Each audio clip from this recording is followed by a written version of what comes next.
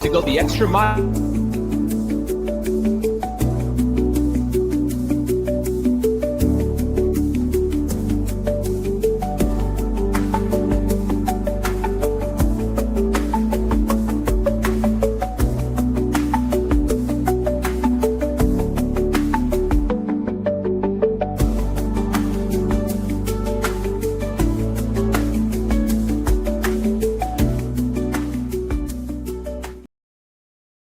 Here's your host, Brandon Kravitz.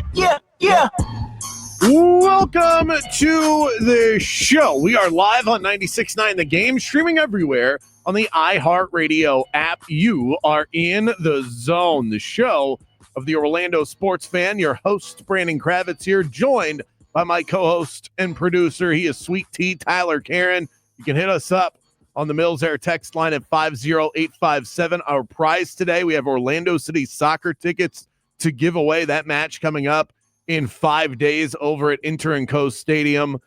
That will happen on Tea Time. That's at 4:50 p.m. today, presented by Wonder Fan. The Magic with a big dub yesterday. We'll break that down. And I don't know. We'll talk about smelling salts, my top 5 underrated cheeses.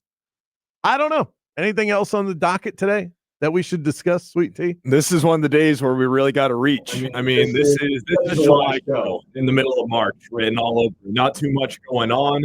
It was a nice, relaxing weekend with my girlfriend in town. There were no other outside distractions. Got to focus on her all weekend long. So, it's kind of one of those days in sports talk radio. Yeah, you just, we got to Mount Rushmore this thing until we get to 6 o'clock. Really the only way to do it. The Magic won the Natty yesterday. I know UCF fans love that. We get to proclaim it. Why? Because the Magic won a nationally televised game. The first in a long, long time. I think that's the first national TV win for the Magic in over 10 years. If you really think about it, the last 2 years, that's been one of the running storylines with this team, is that they have not won on national TV. They've only had one close game on national TV, and that wasn't even one that was pre-scheduled. If you go by the pre-schedule criteria, then all of them had been blowouts prior to yesterday. The one close one was the one against the Milwaukee Bucks as the quarterfinals game or the semifinals game in the in-season tournament. So that's where – was that quarterfinals or semifinals? I think that was quarterfinals. Which one? I'm getting hung up on a detail that doesn't matter, right. But I think the Magic and the Bucks played in the quarterfinals. But either way, that was the only game that was close in all of the national TV games over the last 2 seasons. And prior to the last 2 years, the Magic weren't invited onto national TV games. So you'd have to go back to the Vooch, AG, Evan Fournier, Terrence Ross days. I remember asking, because I don't have – this is the detail I don't have in front of me, and I don't know how to find this without going through every single game painstakingly over a 2-year period when Steve Clifford had this team kind of rolling a little bit. I asked Terrence Ross, I said, you would remember, were you guys ever on national TV during those years where you made the playoffs and back-to-back seasons? And he goes, I think once at the end of the year, but I think they lost that game if his record – his account of this, he played for the team, so I'll defer to him on that. But prior to that, the NBA and their TV partners had no reason to put the Magic on national TV. So that was a big win yesterday. You take into account the opponent. The Cavs had won 16 straight games. That was the longest winning streak in the NBA. Ty Jerome out there talking trash, little spark in the team, and in Paolo Banchero. Now we're getting all these awesome clips of Paolo jawing at Cavs fans and Cavs players. I love it. I love that sort of fire. I think it shows a level of competitiveness in your top star that if you want to be great, your top guy has to be angry about everything in those kind of moments. And Paolo proved to be that. The team caused 3 turnovers consecutively at the end of the third quarter that swung the momentum. And it just seemed like they wanted that one bad. It seemed like they wanted it bad, not only in the way that they played, Tyler, but in the lead up to the game, like the fact that Cole tried to give it a go, even though he obviously wasn't right. KCP resting against the Minnesota Timberwolves on the second night of a back-to-back. just so you could have him fully ready and fully rested for this game. It felt like they were saying to themselves, this is a do or die situation, and they played like it, and you got to knock down shots in the process. They did all of those things. I was really proud of the team yesterday. That was a great way to spend the middle of a Sunday afternoon. Yeah, big fan of the 1 o'clock tip-off on a Sunday afternoon in March. That alone was awesome. That was without no matter the result, just having the game on in the middle of the day was really cool. That was great, and you can take away a lot of things from that game. That was great. It started off rocky, the Magic with the 13-point deficit after the opening 12 minutes, 38-25.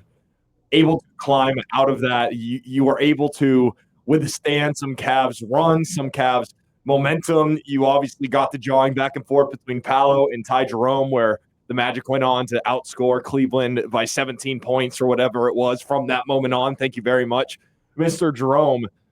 Paolo proving that he is a star and hitting the big bucket at the end of the game. Franz Wagner, who through the first half and into that third quarter, we're looking at each other in the juice box, and we're all kind of saying, man, Franz, there's something about the building. Franz he's not right now. And the fourth quarter that he had was truly unbelievable, sensational from Franz Wagner. The grit, the guts that it took to win that game, that's a good one for the Magic right there. And it came at a perfect time. It continues to create separation in that play-in spot, kind of claiming that 8 spot more, 2 games up on Miami, who's in the 9. So a big one in many factors, and it was a good one for Orlando. I'm not trying to make any grand statements off of that. It just felt good, and I miss feeling good after watching and covering Orlando Magic games. And if that's all we get for the rest of the season is some feel good moments, a winning streak, maybe. Why don't you throw one of those on the to-do list for the Orlando Magic? A fun play-in game where you enter into a series and then you enter in. If the Magic at this point, because you have to readjust what the expectations are. If this team enters the playoffs with confidence and momentum, that will feel like a win. And then whatever happens after that, look, I'll save the Magic Celtics or Magic Cavs preview segment for another day. Those teams are amazing. But if you just enter into one of those feeling pretty good about yourself, it's a far cry from where this team has been the last 2 months. That could be a huge confidence game yesterday, because in the fourth quarter, kind of going into it, your expectation and confidence in the team, it could kind of be all over the place, because the Magic were playing well. You had played well for 2 straight quarters in the second and third, but you were kind of waiting for the other shoe to drop. And it came early in this game with the Magic being down double digits after the first quarter. But going into that fourth, it's okay. Here comes Donovan Mitchell. Here comes the stagnant offense. Here comes the Magic trying not to lose too early in the game with 3 minutes left. And you're trying to take the shot clock down as low as it can go, resulting in a Paolo isolation. You know, the ball will stop moving and it just kind of turns into hero ball and Paolo ball. Those things didn't happen to the point that caused you to lose. And in previous games in the last couple of months for Orlando, that's what the situation has been. You could be in ball games after 3 or at halftime, and then the other shoe drops.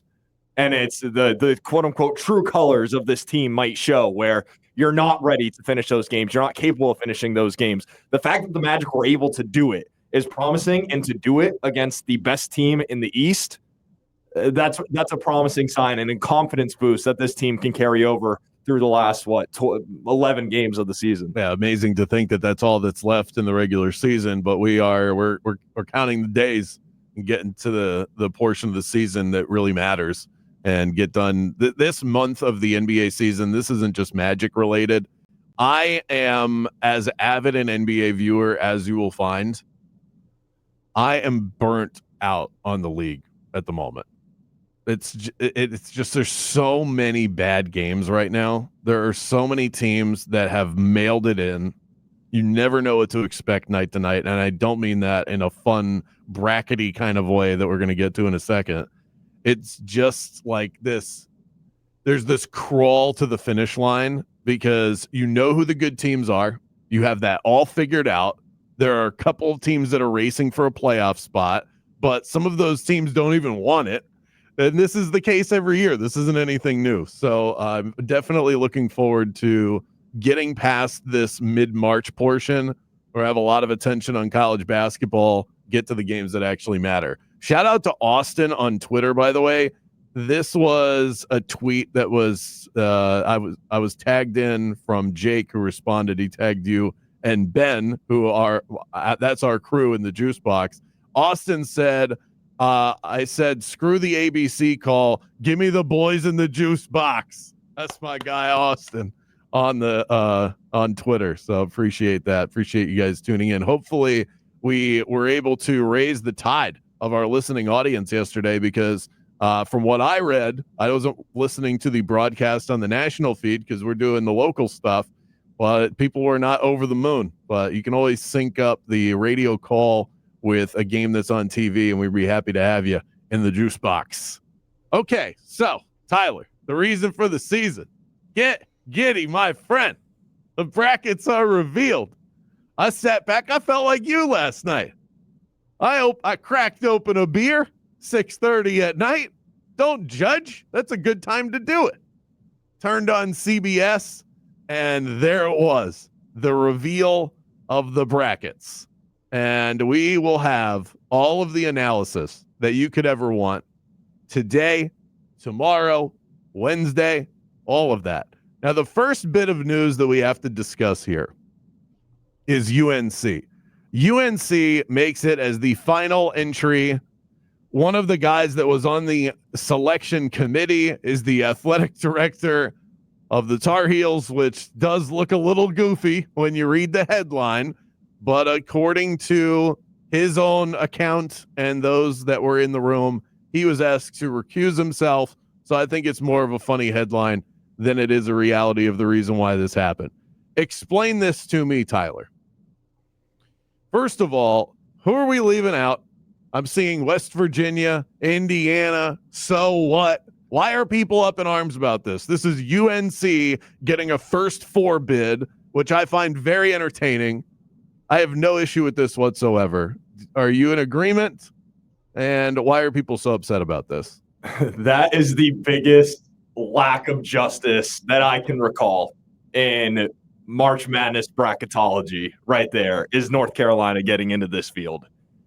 Indiana, I mean, the storylines galore. They're endless all season long, picking up big wins, losing early. Mike Woodson is going to be stepping down. Indiana unofficially starting a job search in January. All that stuff is unheard of. The Hoosiers, still a blue blood, if you want to call them that in college basketball. They should be. They found a way to make themselves competitive to get into the tournament. When you stack Indiana's resume, and I'll get to some of the others, I think that it's Indiana and West Virginia are the two that have the biggest claim of what the heck just happened of North Carolina getting in. Last team in the field of 68, the Tar Heels were 1-12 in quad one, a quad 3 loss on their resume. Stanford. It was easily, hands down, you didn't have to watch a second of basketball all year to know that you stack the resume of North Carolina next to Indiana and West Virginia, and it doesn't compare. Indiana, 5-9 in quads 1 and 2, wins at home against Purdue, which is a 4 seed, and at a 2 seed in Michigan State. 5-9 in quad 1 and 2. West Virginia wins against Gonzaga in the field. A win at Kansas in the field. A win against Iowa State, highly ranked in the field. 6-9 in quadrant 1 and in quadrant 2. The resumes simply do not compare. And what I thought was hilarious is the selection committee, when they were asked about West Virginia, and one thing they brought up was, well, the injury to Tucker DeVries, who's a player for West Virginia, and probably, if healthy, would have been one of the leading scorers for the Mountaineers this year. Which does sound like an argument that you've made in the past, i.e. Jordan Travis. This is very different. It's a field of 68-4. This is where the difference between the two, the selection committee, to put things into very simple terms for college basketball, you look at the resume from day one to the final day of conference tournament play, and you are making these selections based on resume, and that's how you seed. there was some inconsistency with injuries and where they factor and where they don't. And bring up Tucker DeVries' name, who hasn't played since December for West Virginia. It's been 3 months that this guy has been on the shelf. And you have the audacity to bring up an injured player in March of why a team didn't get in for someone who hasn't played since December. That's a little goofy. I can agree with that. At the end of the day, here's the thing about UNC is I'm wearing my Carolina shirt under this quarter zip. I'm wearing it because I partially out of a meme. I think it's funny that Carolina got into the field. Here's the thing. I will say this now, and I will say this when we start to break down the brackets further. No matter what North Carolina does in this tournament, I want it to be very clear. It should not have been invited to the party because I believe that North Carolina can win that play-in game against South Dakota State, and I believe they will. I believe that North Carolina will have a shot to beat Ole Miss in that 6-11 game in the first round, and I believe that if it's Carolina, then it will. It doesn't give justification to the committee or to anyone else of why Carolina should be here because the resume, the large sample of work, does not put UNC in that spot. All right, that was strong. So Ole Miss is who they would get, correct? Yes. Correct. Okay. I filled out a bracket earlier, subject to change, so I'm not going to give out any, my official bracket picks, but I had to have Ole Miss beating whoever comes out of that first four. But I will also say, first four teams have had a lot of success in moving on over the years. I wrote down one of these. I don't know where the hell I put it. Anyway. Yeah, it's stats galore. You'll see so many different stats on Twitter, social media, all over the place. I have a lot of stuff on that. Eventually I will find that because there's a good number on that. It's last year alone. I remember off the top of my head. Last year alone, the 11s beat the 6 in round 1. The ones that make it through the play-in went 3-1 straight up in those games. And over the last 56, which could be as long as they've been doing this, actually have an above 500 record. So you cannot sleep on the 11 just because they have that double digit number next to them. Now I'm going to throw some numbers your way. I'm not as passionate about this. I like the fact that UNC is involved in the first four, and part of it does feel like they're catering to the me version of college football, college basketball fandom. Love the sport. Don't pay hardcore attention to it until about a week and a half ago, and now I'm all in. And so what do I want to see? I want to see the brands I'm familiar with. You give me UNC in a first four matchup, usually first four matchups, they wet the palate a little bit. They're not that great. Usually don't have brands like this. So it is really cool. And all eyes will be on it. And so from a TV perspective, it's smart. Now, you shouldn't get in just because you draw a TV rating. That's not how sports should operate. UNC, as you mentioned, 1-12 in quad 1 games. That's not great. They were 8-0 in quad 2 games this year, better than the other two that we talked about in West Virginia and Indiana.